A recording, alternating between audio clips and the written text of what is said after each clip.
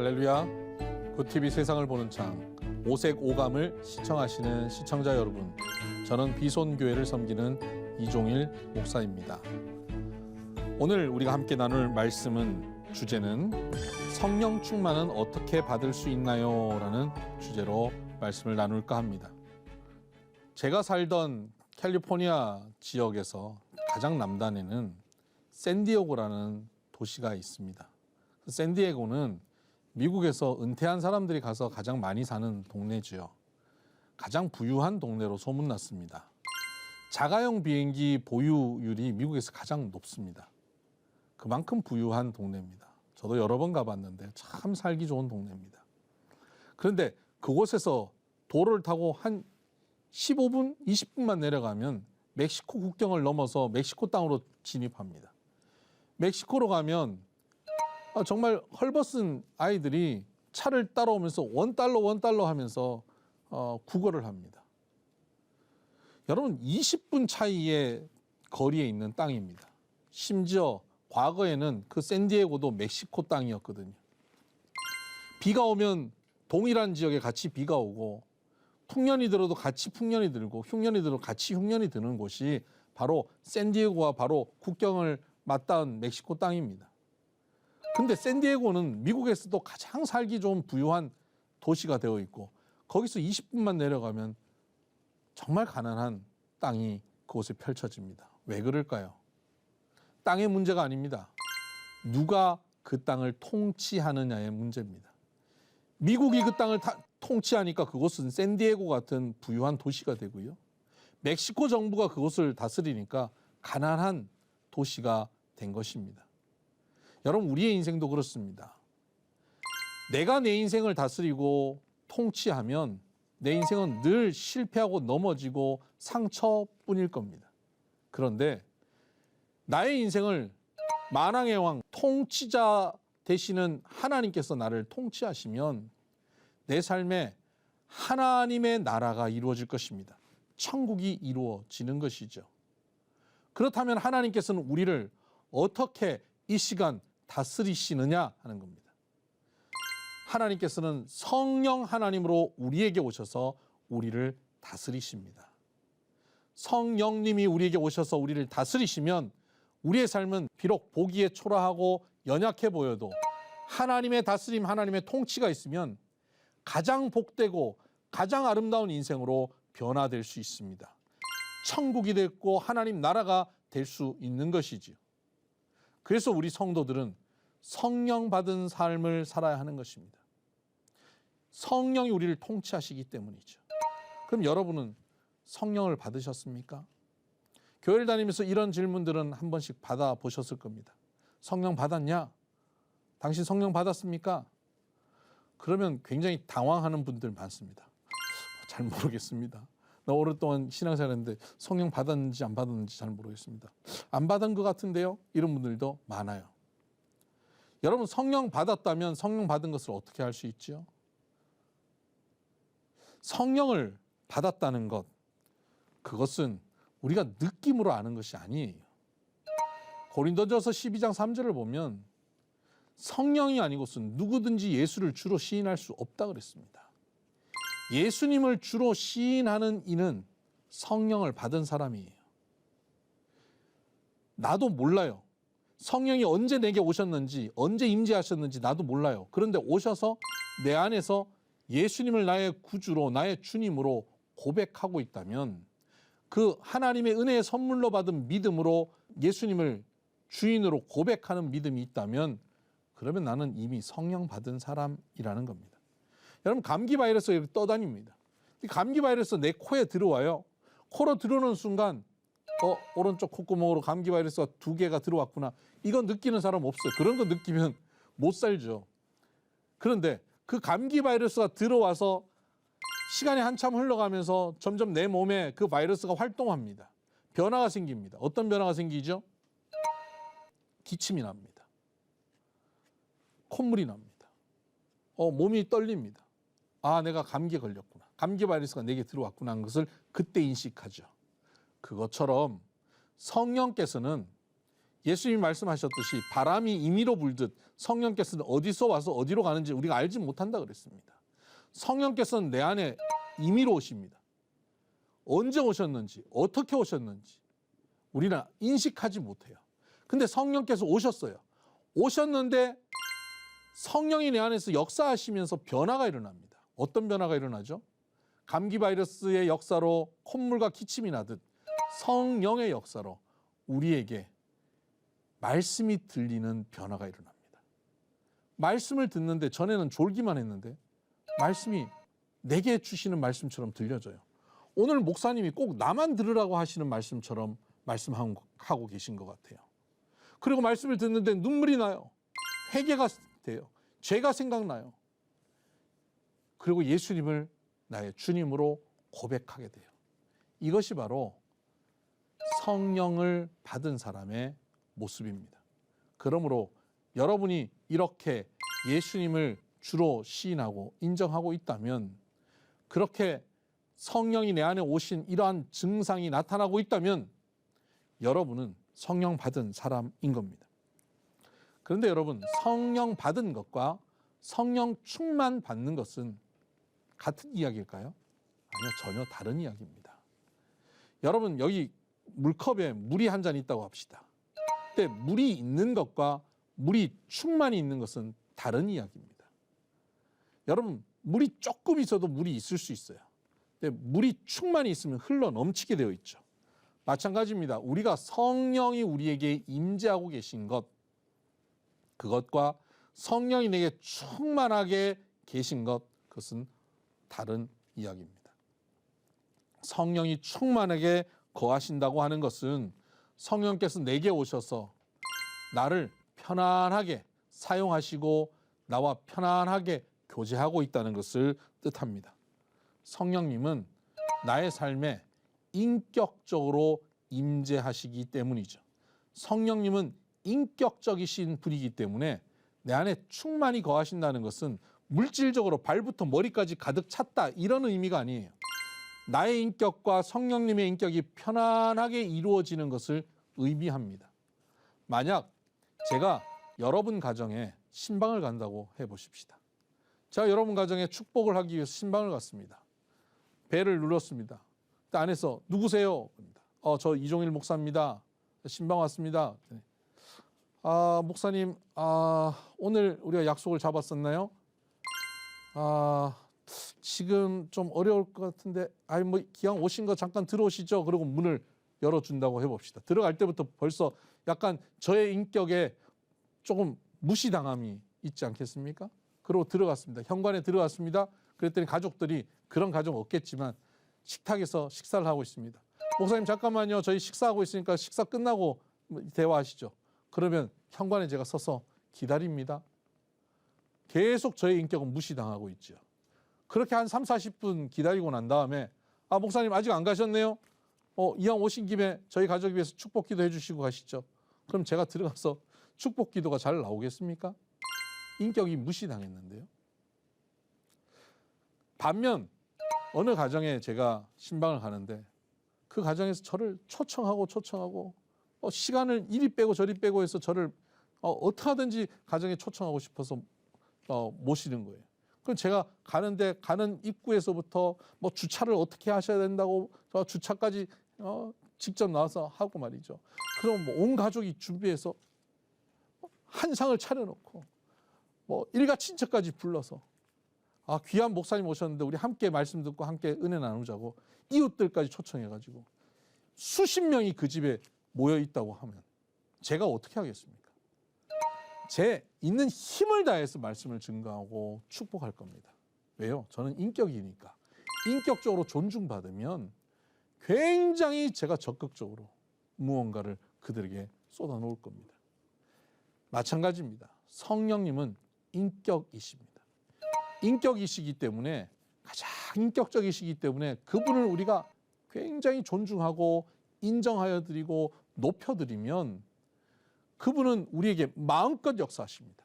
반면 우리가 그분을 무시하고 인정하지 않고 그분과 상의하지 않고 그분이 내게 말씀하시는데도 거부하고 내 생각대로 주장하고 산다면 성령께서 내 안에 마음껏 역사하실 수 없습니다. 성령은 내게 오셔서 영원토록 떠나지 않으시지만 내 안에 오셔서 나를 충만히 역사하지 못합니다.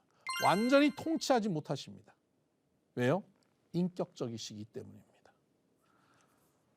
인격적이라고 하는 이 말을 좀 더 정확하게, 좀 더 피부에 와닿게 설명을 드리면, 비인격을 설명드리면 잘 이해가 되실 것 같아요. 제가 과거에 어느 교회에서 하는 그 부흥회를 인도하러 갔습니다. 기도원에서 했습니다. 그 교회 기도원에서 전 교인이 함께 부흥회를 합니다. 집회를 마치고 점심을 먹는데 당회원들과 함께 점심을 먹습니다. 강사 목사님 모시고 식사한다고 특별한 음식을 준비했다는 겁니다. 그 교회 권사님이 특별한 요리를 준비했다고 내놨습니다. 뭘까요? 보신탕이었습니다. 저는 보신탕을 별로 안 좋아해요.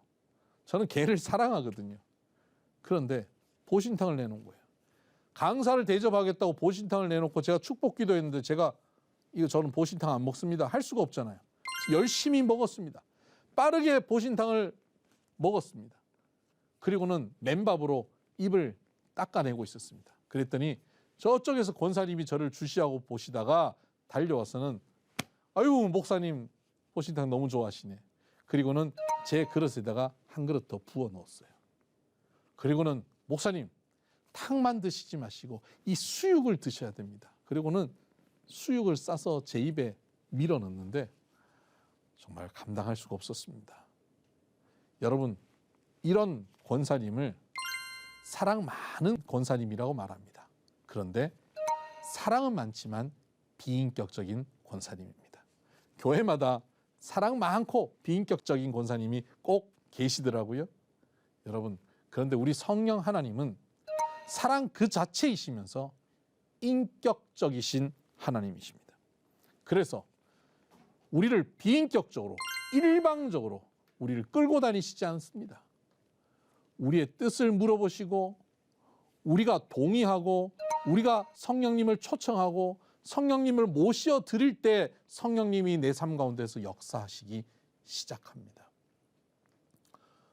여러분 초보 운전 때 생각나십니까? 막 운전을 이제 막 시작했는데 옆에 탄 사람이 초보 운전자 옆에 타면 어떡합니까? 옆에 이걸 꼭 붙잡죠.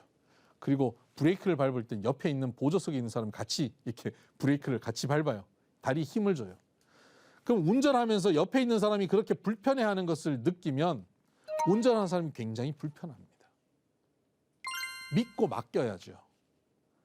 성령님께 우리의 인생의 운전대를 맡겨드릴 때 성령님이 내 인생을 통치하고 이끌어 가실 수 있습니다.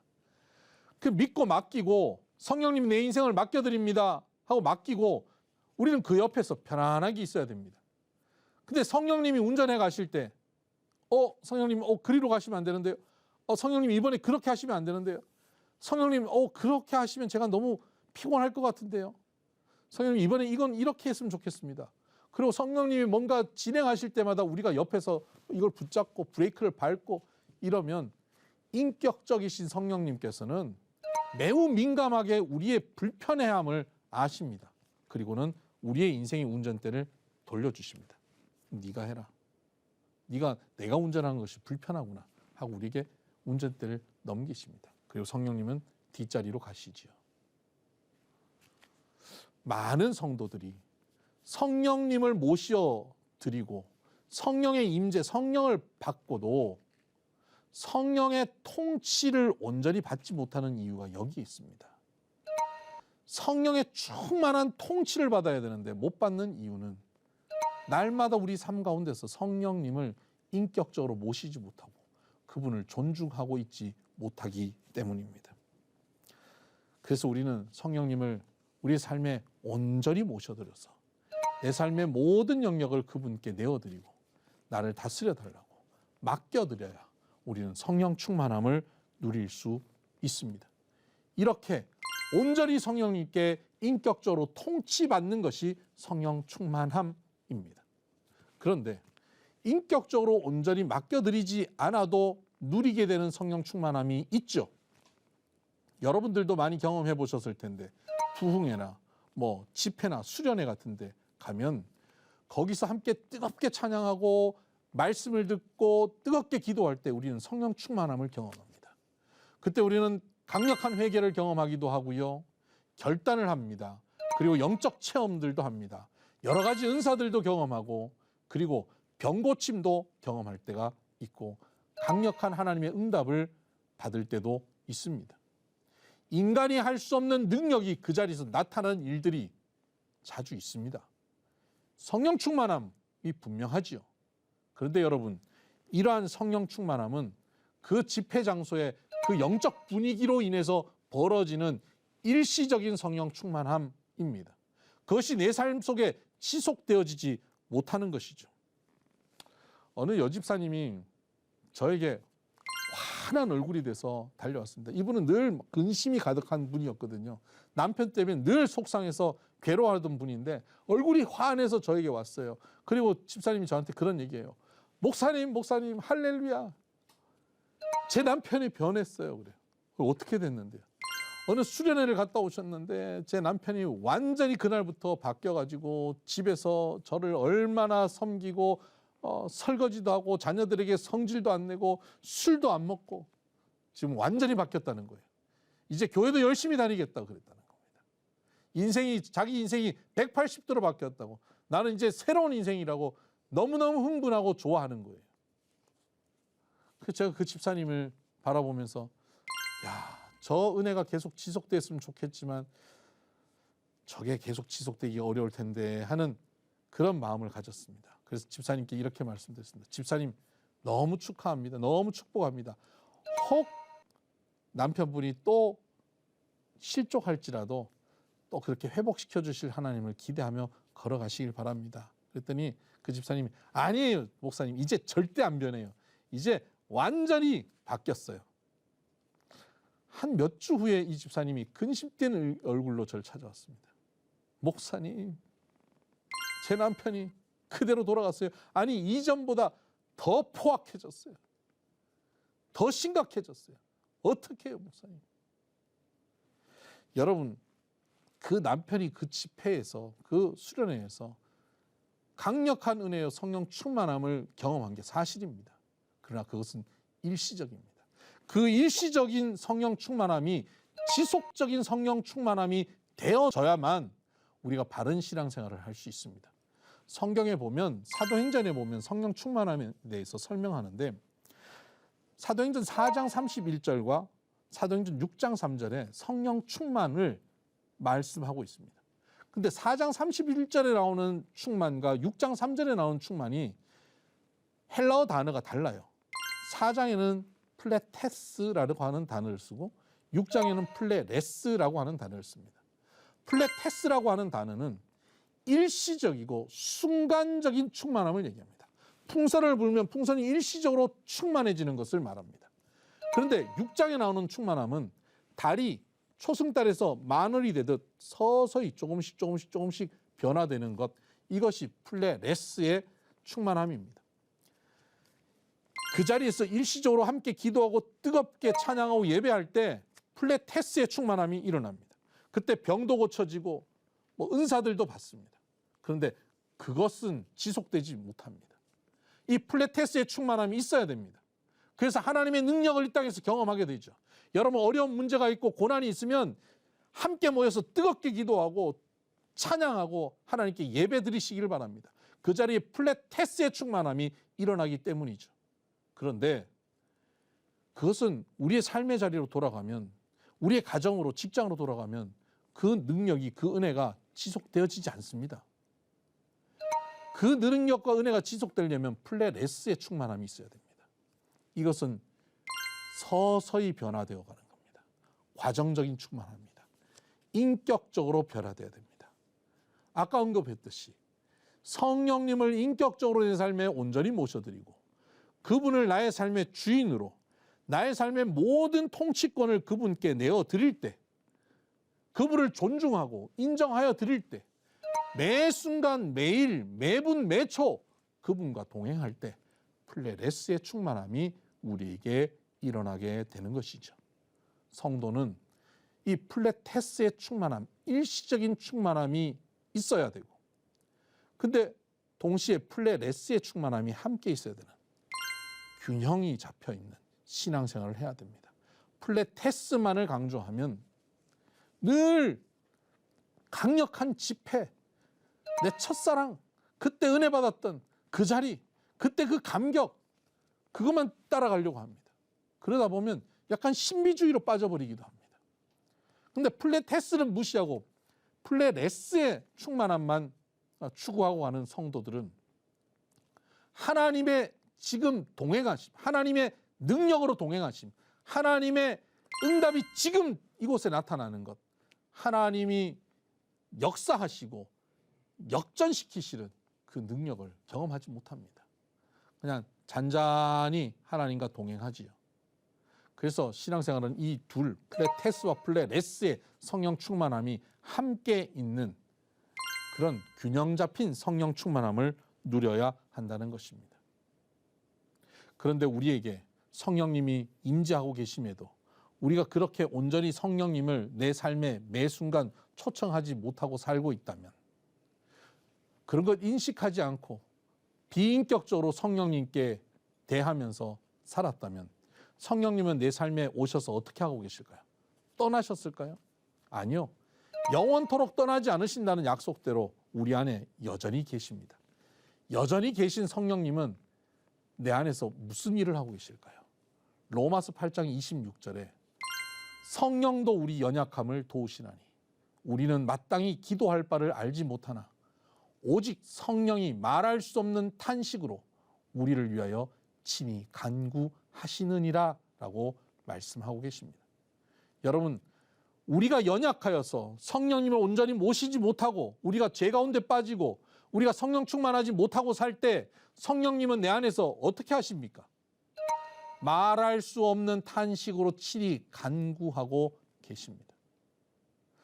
제가 이 사실을 깨달았는데 얼마나 충격이었는지 모릅니다. 모태신앙으로 자라면서 수십 년간 내가 교회에 열심히 다니고 신앙생활 열심히 하고 주의 일을 열심히 한다고 생각했지만 내 안에 계신 성령님을 주인으로 모시지 못하고 살았던 나의 삶 가운데 성령님은 내 삶 가운데 임하셔서 탄식하고 울고 계셨더라고요. 혹시 여러분이 이 시간 여러분의 삶의 자리에 오셔서 내 삶에서 탄식하고 울고 계신 성령님의 울음소리가 지금 들리십니까? 3년 동안 예수님을 믿었다면 지난 3년 동안 성령님이 여러분 삶 가운데 탄식하며 울고 계셨을 가능성이 있습니다. 어떤 분은 10년을, 어떤 분은 50년을, 누군가는 80년간 성령님이 내 안에서 나를 온전히 통치하지 못하시고 나에게 외면받으시고 나에게 무시당하시고 인격적으로 존중받지 못하고 성령님은 나를 위하여 그 오랜 세월 울며 탄식하고 나를 위하여 기도하고 계십니다. 이제 그 성령님의 탄식 소리를, 그 눈물의 기도를 멈춰드려야 되지 않겠습니까? 그분이 이제 내 삶의 완전한 주인이 되셔서 나의 삶의 모든 영역을 다스리도록 그분께 내 삶을 내어드려야 되지 않겠습니까? 오늘 이 시간 여러분의 삶에 탄식하고 계신 성령님이 이제 그 탄식 소리를 멈추시고 여러분을 다스리는 왕으로 등극하는 시간이 되기를 주의 이름으로 축복합니다. 그래서 이제 이 시간 여러분 가능하시면 그 자리에서 무릎을 꿇고 성령님을 초청하는 기도를 드려보십시다. 성령님, 지난 세월 제가 몰랐습니다. 성령님을 어떻게 모시고 살아야 되는지 몰랐습니다. 저는 성령 충만하기를 원합니다. 성령님 이 시간 내게 오셔서 나를 다스려 주시옵소서. 나의 물질을 성령님께 드립니다. 나의 인생의 계획을 드립니다. 내 자녀를 드립니다. 나의 자존심도 드립니다. 제가 신앙생활 해보니까요, 성도들이 정말 못 드리는 게 자존심이에요. 그래서 섭섭해지는 것, 이건 못 참아요. 섭섭한 마음도 주님께 드립니다. 입술도 주님께 드립니다. 내가 마음대로 말하려고 하는 입술과 내 표정조차도 주님께 드립니다. 주님 이 시간 오셔서 나를 완전히 다스리심으로 나의 왕이 되어 주시옵소서. 이렇게 주님 앞에 기도할 때 주님, 성령님은 여러분의 통치자가 되어주시고 성령 하나님이 여러분을 통치하시고 다스리시면 그분이 다스리시는 영역이 바로 그분의 통치권이 있는 곳, 바로 하나님의 나라가 되는 것입니다. 여러분, 하나님의 통치를 받고 하나님 나라 되시기를 주님의 이름으로 축복합니다. 하나님의 말씀으로 세상을 이해하고 바라보는 마음의 창이 여러분 안에 열리기를 소망하며 이 시간 마치겠습니다. 감사합니다.